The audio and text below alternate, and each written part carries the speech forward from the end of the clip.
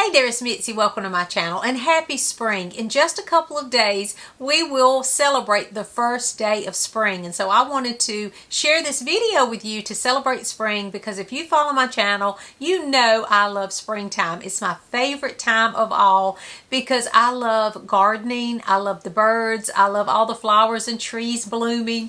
This is just my time to just be energized and thrive. It just makes me so happy when everything starts to bloom and I just get so excited about it because I am a nature lover. I love being outside in nature, and springtime is when everything just fills with life. There's a sense of renewal and rebirth and all of those things during the springtime. And so I thought today I would share with you a special list of books. These are, of course, vintage classic literature because that's what I love most. And these all pertain to the garden. So these are springtime gardening type books. Now, I'm not going to share just a nonfiction list or a fiction book. These are more companion books. I will have a few at the end that I just want to suggest, but these are companion books for gardening. And what I mean by that are books that are nonfiction and then a fiction to kind of go with that. So you'll see as I go. So it all starts with this book, Onward and Upward in the Garden by Katharine S. White, and this was published in 1979. And this is where it starts for me because I love this book so much. I read it last spring. I read it throughout the spring. Every morning I would get up and sit in my own garden and read this book, and I just loved it so much. And so that's why this is sort of the inspiration for this video about gardening books for spring. But this book is just essays about gardening. She was an editor and she wrote all these essays about gardening, and after she passed away, her husband E.B. White, yes, the famous E.B. White writer, he compiled these essays into this book, and so we've had it ever since 1979, and it is loved and very popular for people who love nature and gardening books. They really love this one. She just has a special voice, and the way that she shares her passion for gardening is just remarkable. And so I do recommend this if you are a gardener, if you love springtime, pick up this book. But this one is the start for the inspiration for this video because I did love it so much, and it made me just think more about books about gardening. After I read this one, I ended up going to a garden in North Carolina. My husband and I spent a little weekend there touring special gardens in North Carolina, and I'm going to talk about that in just a moment. But this is the first book I want to recommend, Onward and Upward in the Garden. And then I also want to recommend, as a companion to this, Two Gardeners, A Friendship in Letters. And this is Katharine White, who wrote this book, Onward and Upward in the Garden, as well as Elizabeth Lawrence. And they both were friends, and they became friends through their love of gardening. And this one was published in 1976. I have notes so that I can remember to tell you when these were published. But this one is just the correspondence between these two ladies. They wrote letters back and forth. They shared tips about their gardenings with each other, and they built a friendship through the love of their own gardens in their backyards. And so this is why I wanted to share this one, because if you love gardening and you love Onward and Upward in the Garden, you might want to pick this one up too. And this is what happened to me after I read this book. I found out about Elizabeth Lawrence, her friend in this book, and I found out that Elizabeth Lawrence had her own book called A Southern Garden. And this is where I went. I visited Elizabeth Lawrence's garden in North Carolina after reading these books. So it sent me on this chase. And so this is the other book I want to recommend, A Southern Garden, and it's very similar to the others, and it's about her passion for growing her garden in her backyard and what grew best when she kept very detailed notes about her gardening. And so that's what this one is about. And this one was published in 1942. And again, it's by Elizabeth Lawrence. And then I couldn't help but mention E.B. White's Charlotte's Web. This was published in 1952, and this is a children's classic. It's not about gardening. However, it is a great book for the springtime, and it does deal with nature. They're on a farm, and we learn about a special spider and her friend Wilbur the pig. So if you have not read this since you were a small child, please pick this up, because I tell everyone that they should read this at least every decade. It is such a wonderful book about friendship, and it is a good one to read during the springtime. So I did want to recommend that too, since I was talking about Katharine, E.B. White's wife, with her gardening books. And so I thought I'd mention this one too, because it does make a great spring read. So back to the gardening books, we have Beatrix Potter's Gardening Life. This is by Marta McDowell, and this was published in 2013. And this is a beautiful book. It is filled with beautiful illustrations and little facts and things about Beatrix Potter and her love for her garden and nature, and how those things inspired her own stories and illustrations. And I highly recommend this if you are a Beatrix Potter fan.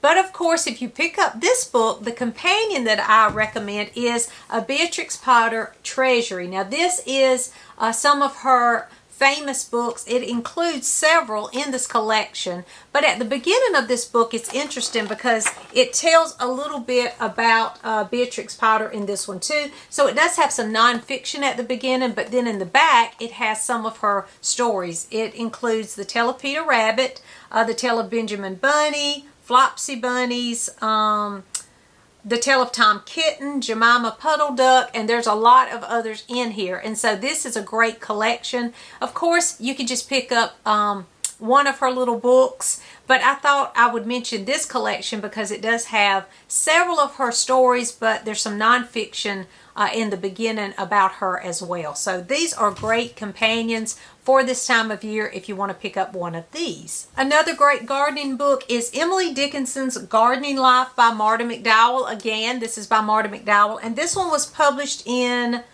2019, and this is the book that I have out right now reading because I wanted to pick up one of these myself for gardening, and so I'm going to be reading the Beatrix Potter next, but this is the one I started with.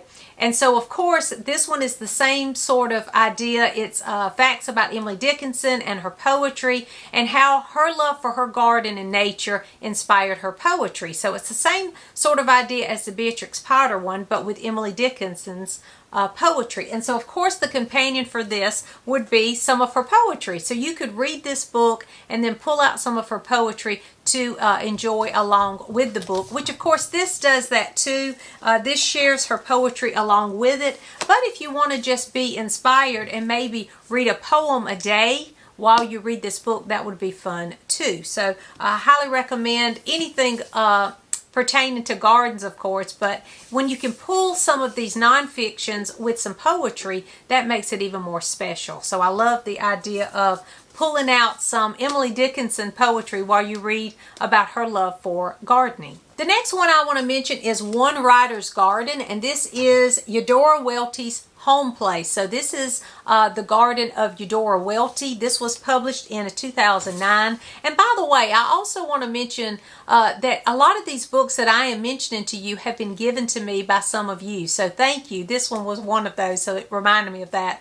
And the Emily Dickinson was as well. So thank you for the ones out there who have given me these beautiful books for my own collection, because I love these gardening books, and so that's why I'm sharing this list with you.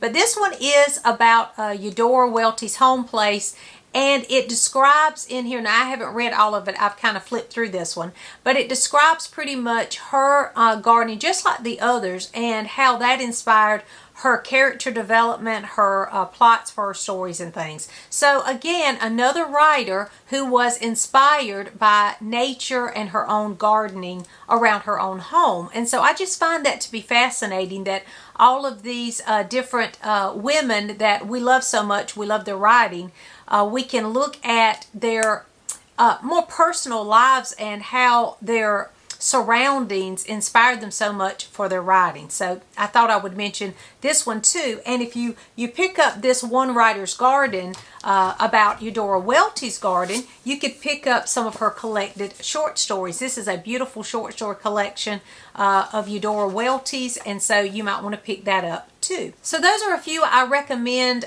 companion books about gardening by some of these famous women's writers that we love. But I also had a few others that I wanted to mention. This is a beautiful collection by Everyman's Library, and it's the garden stories. And these are both fiction and nonfiction. A lot of short stories that you may be familiar with, some excerpts from some famous books about gardening, and I really enjoyed this.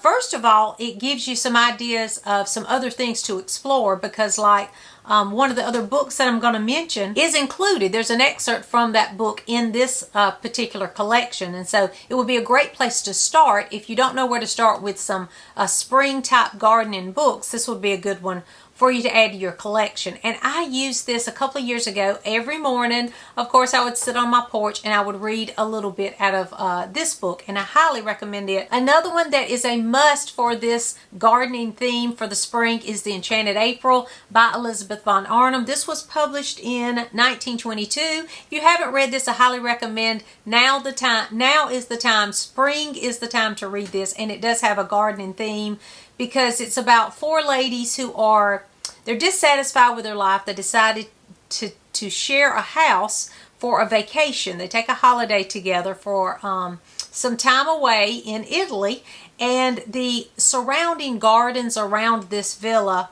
play a central part in the story. And so I highly recommend this. If you enjoy a little holiday sort of adventure, you would enjoy this one. I love this one. This is one that I revisit often in the springtime. Another one that I love by Elizabeth von Arnim that is garden related is Elizabeth and Her German Garden, and this was published all the way back in 1898. Now this is a slim little volume. It's not very long, but as you can see by all my tabbing, I really love this one, and it packs a punch. There's a lot to check out in this tiny little book about Elizabeth and how she escapes through her gardening. And so I love this one too, so I wanted to recommend that one. And then of course, no gardening themed spring book list would be complete without The Secret Garden by Frances Hodgson Burnett. This was published in 1911. If you haven't read this one, you need to.